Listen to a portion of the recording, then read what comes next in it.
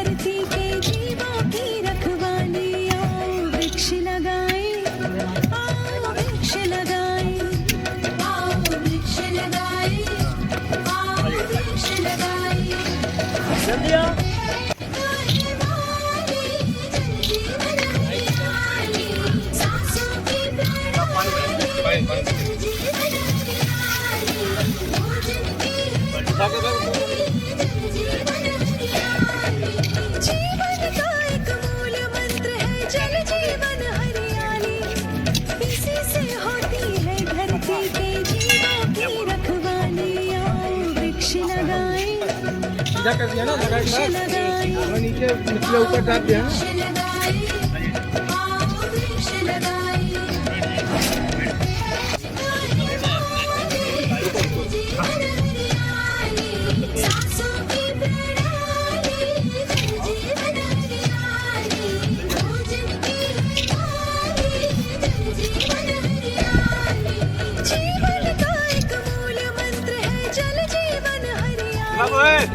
इसी से हो